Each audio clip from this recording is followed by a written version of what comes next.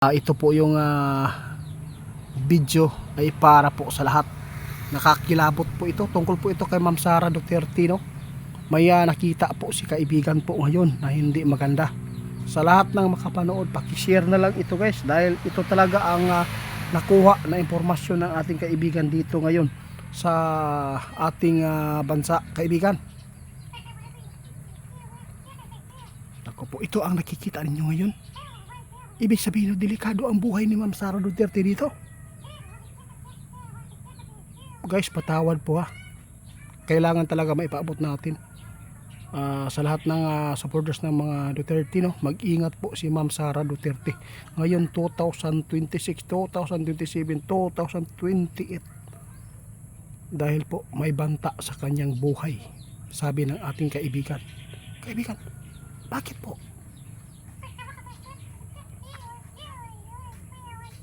Patay na. Alam po ninyo guys, masama ang kanilang nakikita ngayon sa buhay ni Ma'am Sara. Kailangan hindi po si Ma'am Sara magtitiwala agad, lalo na sa mga iniinom po niyang kape dyan sa loob ng Senado. Iniinom po niya ng mga tubig. Kung sino man po yung magbibigay sa kanya, kailangan talaga na may mga kasama siya na pwedeng mag testing para hindi mapapahamak po si Sara. Kasi sabi ng ating kaibigan, mayroon silang nakita na hindi maganda po sa buhay ni Ma'am Sara. Mayroon pong banta sa kanyang buhay.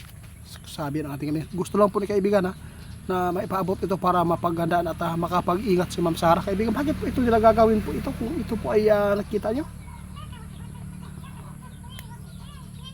Nako po, alam po nyo guys, grabe, nakakakilabot po itong sinabi ng ating kaibigan. Ito tungkol po ito sa politiko.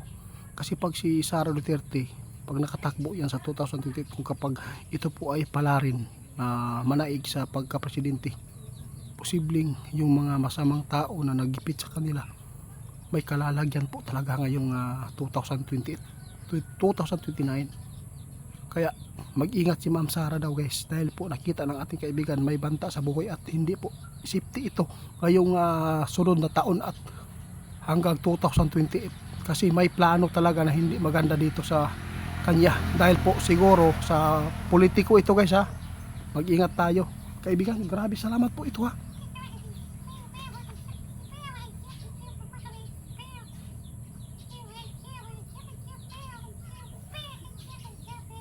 Sos guys, ito po ang sabi ng ating kaibigan ngayon. Alam po ninyo, hindi po nila inaasahan ito ay pumasok doon sa kanilang kaharian po yung impormasyon na to na tiningnan po nila dito.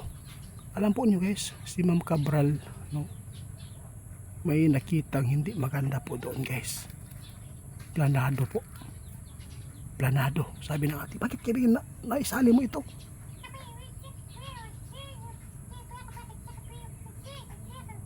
Naku po, kailangan talaga ni Ma'am Sara yun guys ha. Si Cabral nga nawala. Kailangan talaga ni Ma'am Sara Duterte yung doble ingat. Ma'am Sara, kung makarinig mo man po ang aming pagpaabot sa social media, mag-ingat ka po, sabi ng ating kaibigan. Dahil may nakita si kaibigan na hindi maganda sa buhay nyo. Marami pong kalaban po na gusto po talagang mawala kayo dito sa mundo ito, kasi wala na pong ibang malakas sa politiko, no, sa halalan po ngayong 2028 na bilang presidente. Kayo po ang punterya po ngayon ng mga kalaban. Mag-ingat po kayo. Hindi po ito kapanipaniwala, pero ito po ang tandaan ninyo na sinabi ng ating kaibigan. Kukunin kayo sa pamamagitan ng pagkain, tubig.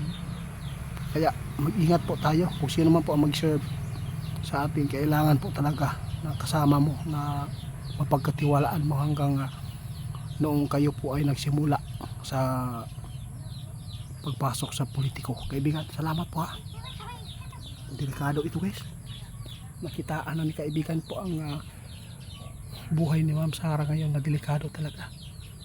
Alam po nyo guys, umpisa na po ha. Si Ma'am Cabral po hanggang ngayon hindi pa na-solve. Ibig sabihin nito, umpisa na po ang hinulaan ng ating kaibigan. Doon sa Senado guys, magpapatayan. Di ba anong nangyari ngayon? Anong nangyari ngayon? Kung maalala po ninyo ang sinabi ng ating kaibigan na mayroon pong mamamatay sa Senado.